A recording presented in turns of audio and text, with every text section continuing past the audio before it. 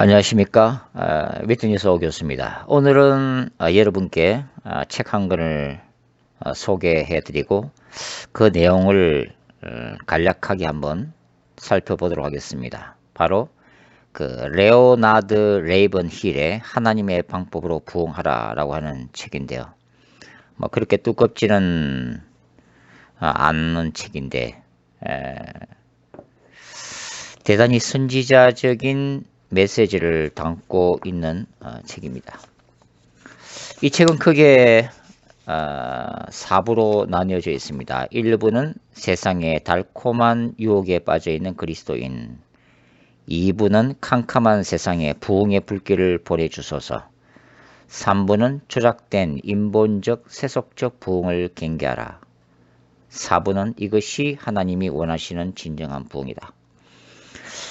이렇게 제목에서 여러분이 알 수 있는 바와 같이 바로 이 책은 참된 하나님의 부흥을 사모하면서 저술한 책입니다. 그리고 하나님의 참된 부흥을 이 땅에 불러오기 위해서 어떻게 해야 하는가 하는 것을 제시하고 있는데요. 그 중심에는 바로 기도가 있습니다. 뜨거운 기도.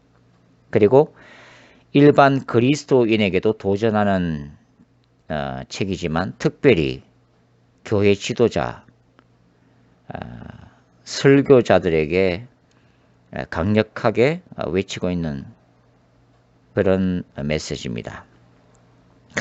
저자는 1장에서 영적 열정이 식으면 영적 패배가 찾아온다고 얘기하면서 영적인 보일러를 가동하라고 도전을 하고 있습니다. 교회가 변해야 세상이 변할 수 있다고 얘기를 하고 있는데요.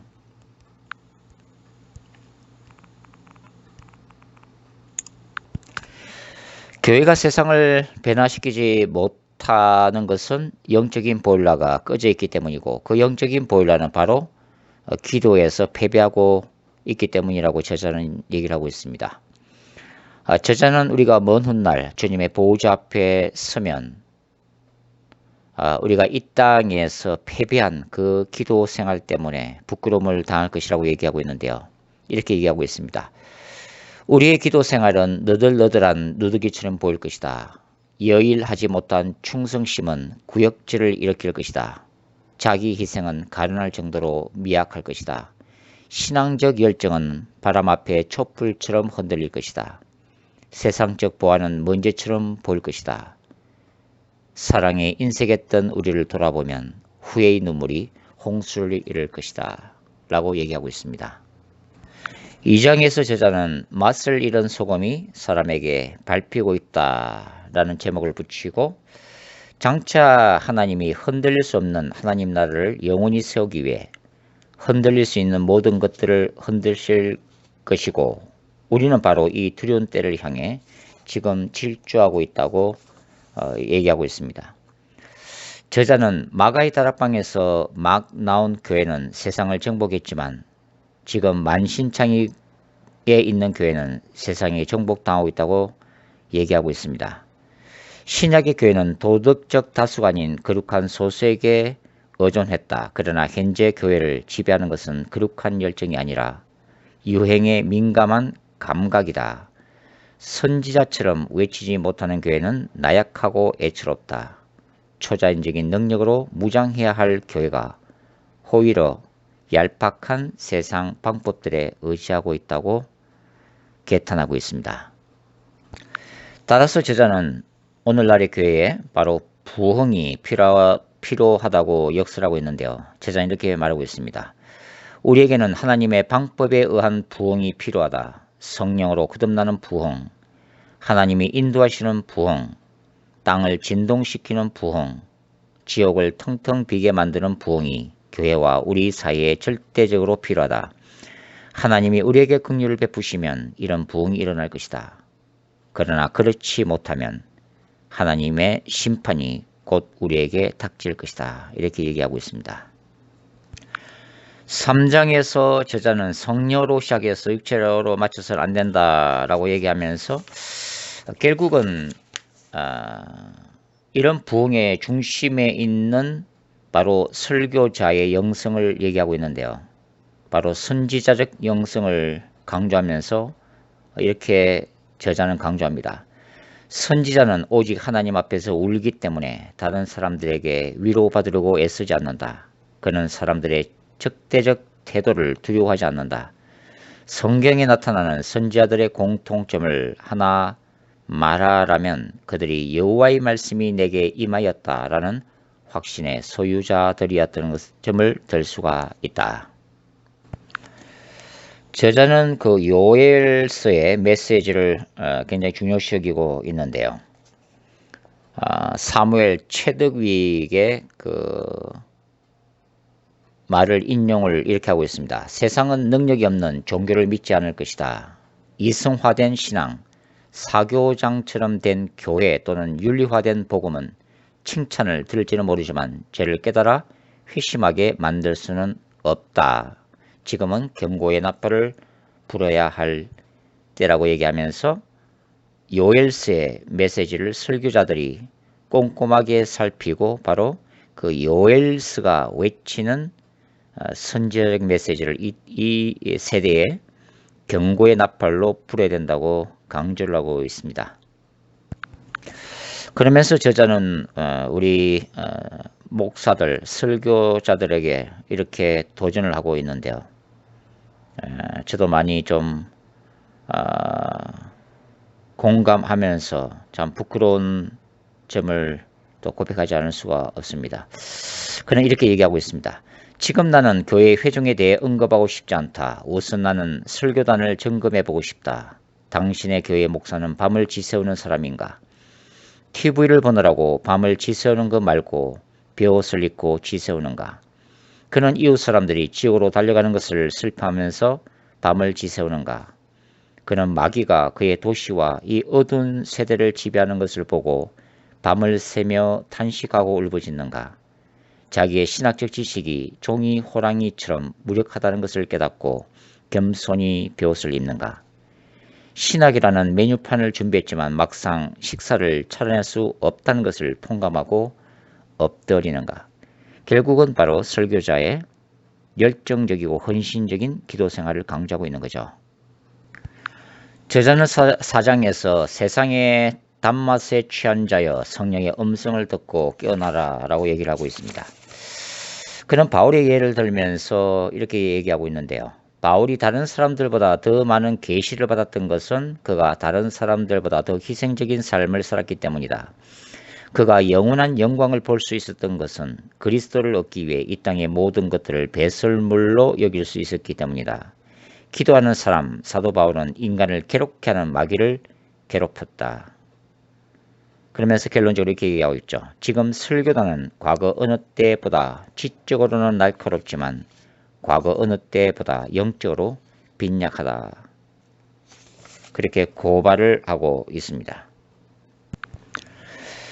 저자는 5장에서 찰나의 쾌락을 버리고 십자가의 주님만을 바라보라고 말하면서 기도에 헌신했던 설교자들의 예를 들고 있습니다. 로버트 브루스, 윌리엄 커슬리, 사무엘 러드포드 그리고 마틴 로이드 존스가 설교 자체에 힘을 썼을 뿐만 아니라 그에 못지않게 기도에 힘을 썼다는 것을 역설하고 있습니다. 조나단 에드워드 예를 들면서 그는 언제 어디서나 절규하듯이 기도했음을 얘기하고 있습니다. 그리고 조나단 에드워드는 그의 가슴 속에서 불이 항상 타올랐기 때문에 이렇게 기도할 수밖에 없었다 라고 얘기하면서 우리는 이런 기도의 대가들의 음성에 언제 귀를 기울일 것인가, 언제 그들을 따라 지성수로 들어갈 것인가 라고 도전을 하고 있습니다. 그리고 6장에서 저자는 세상은 지옥불로 타고 있는데 그리스도인들은 깊이 잠들어 있다라고 탄식하면서 교회가 잠자고 있는 동안 지옥이 불타고 있다고 강조하고 있습니다. 그는 이렇게 얘기하고 있는데요. 우리가 세미나를 열어 신학적 논쟁에 열을 올리는 동안 매일매일 무수한 사람들이 그리스도 없이 무덤으로 들어간다. 오늘 우리 사이에서 하나님의 일을 가로막는 존재들은 인본주의나 강신술이 아니라 죽은 신앙이다. 우리는 입으로는 영혼을 이야기하지만 실제로는 이 세상이 영원히 끝나지 않을 것처럼 살아간다. 지금 영혼을 의식하면서 살아가는 신자들은 어디에 있는가? 하나님의 거룩한 이름과 임재를 두려워하는 사람들, 하나님을 향해 불같은 열정을 갖고 사는 사람들, 영원한 가치를 붙들고 사는 사람들이 어디에 있는가? 우리가 잠을 줄여서 기도할수록 지옥에서 잠을 못 자며 영혼을 보내야 할 사람들이 줄어들 것이다 라고 주장하고 있습니다. 7장은 깨끗한 손과 청결한 마음으로 하늘불을 구하라 라는 제목으로 되어 있는데요. 이 장에서도 역시 바로 기도의 골방, 기도의 영성을 변함없이 강조하면서 깨끗한 손과 청결한 마음으로 하나님을 찾으라고 얘기하고 있고, 기도의 깊이가 떨어지면 설교의 깊이도 떨어지고 있다고 얘기를 하고 있습니다. 8장에서 레오나드 레이븐힐은 기도로 사탄의 세력을 뒤흔들어 버리라 라고 제목을 전하고 이렇게 적고 있는데요. 하나님의 말씀을 완전히 깨달아 스펠전보다 더 탁월하게 전할 수 있는 능력, 병자들을 벌떡벌떡 일어서게 만드는 신유의 능력, 새로운 교파를 만들어낼 수 있을 정도로 뛰어난 영적 능력, 엘리야처럼 하늘의 보좌로 움직일 수 있는 기도의 능력, 이런 여러 가지 능력들 중에서 어느 한 가지를 하나님이 우리에게 선물로 주신다고 가정해보자. 당신은 어떤 선택을 할 것인가? 나는 주저없이 맨 마지막 것을 택하겠다. 나는 엘리야처럼 기도하기를 소망한다. 나는 사탄의 세력이 바울을 두려워했듯이 나를 두려워하기를 원한다. 이렇게 적고 있습니다. 제자가 강조하고 있는 이 엘리야의 기도는 바로 해산의 고통을 통과하는 그런 기도라고 할 수 있는데요. 부흥을 위해서 그 대가를 지불하라고 도전을 하고 있습니다. 9장에서는 뜨거운 회개의 부르짖음이 있는 곳에 부흥이 있다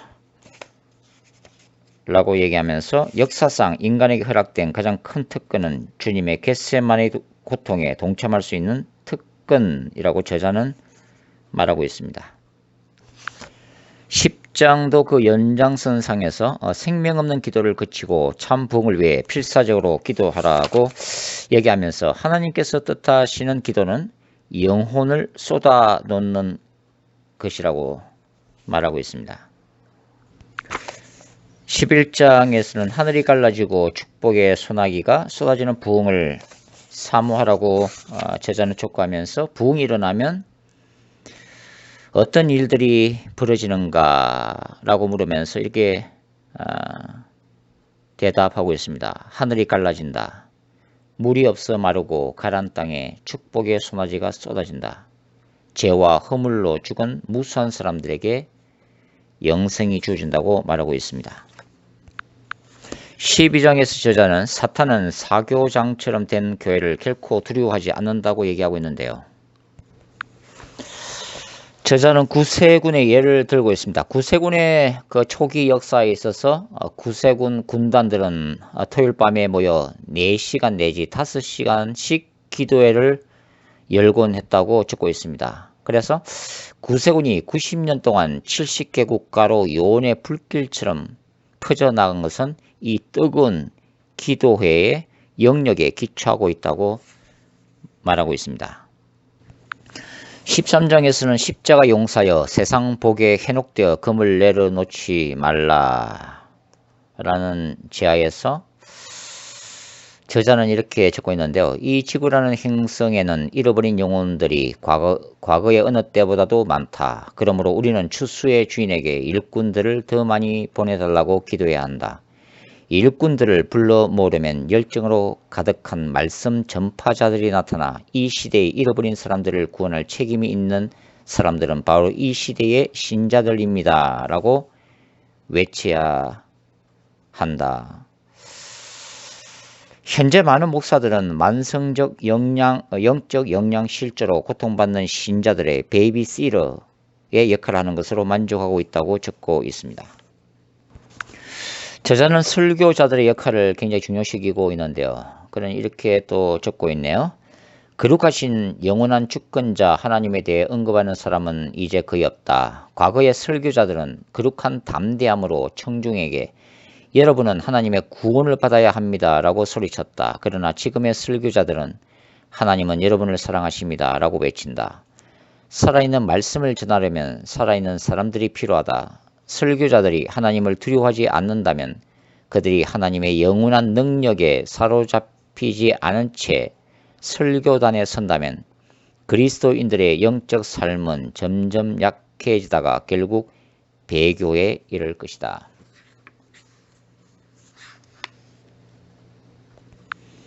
결국은 이 저자가 이제 14장에서도 말하고 있는 것처럼 복음의 강단을 무대로 변질시키지 말라고 하는 것입니다. 저자는 이렇게 얘기하고 있는데요. 설교단에서 튀는 의상을 입고 유명한 연예인 흉내를 내며 연기하는 사람들, 추구하는 세상의 관심을 끌기 위해 설교단을 화려한 무대로 탈바꿈시킨 목회자들이 복음을 쇼 비즈니스로 변질시키고 있다. 결국 이런 것들은 재단에 불이 꺼지고 설교자에게 능력이 없고 거룩한 분이 임재하지 않는다는 것을 감추기 위한 안쓰러운 시도라고 간주를 하고 있네요.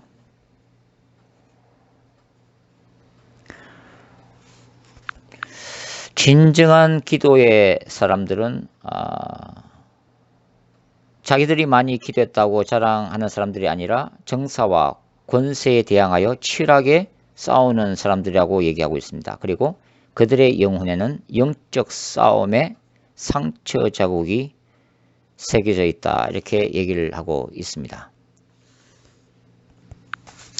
저자의 주장은 결국 골방에서의 기도가 약해지는 것이 모든 실패의 원인으로 보고 있습니다. 기도의 골방에서 실패하면 모든 것이 실패한다는 것이죠. 기도의 빈곤은 설교단의 빈곤을 낳고 설교단의 빈곤은 교회 안에 여호와의 말씀을 듣지 못하는 기갈을 낳는다고 결론을 내리고 있습니다. 15장에서 저자는 용납과 타협의 죽은 복음에 현혹되지 말라라고 말하면서 지금은 영적 전쟁 중이다. 이 시대가 영적 전쟁 중인 상황임을 인식하고 교회가 그리스도의 군사임을 깨달아야 한다고 역설을 하고 있습니다. 그러면서 저자는 이렇게 호소합니다. 그리스도인들이여 놀기를 그만하고 기도를 시작하라. 파티를 중단하고 금식을 시작하라. 사람들과 그만 이야기하고 하나님과 이야기하라. 사람들의 말을 적게 듣고 하나님의 말씀을 많이 들어라. 여행을 줄이고 영적 해산의 고통을 당하라.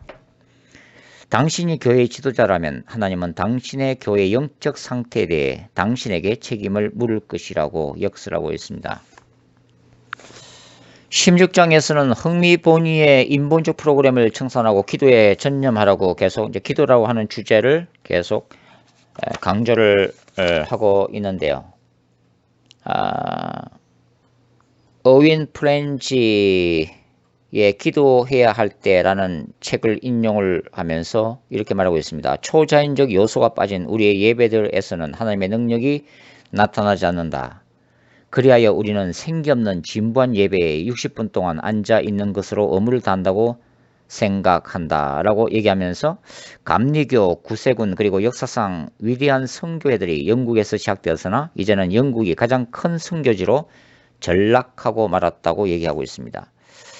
23년 만에 300개 이상의 이슬람 사원이 영국에 사는 150만 이슬람 신자들을 위해서 새롭게 세워졌다고 얘기를 하고 있네요. 그리고 인도를 제외한 지역에서 가장 큰 힌두교 사원이 바로 런던에 세워졌다는 소식은 우리를 더욱 비참하게 만들었다라고 적고 있습니다.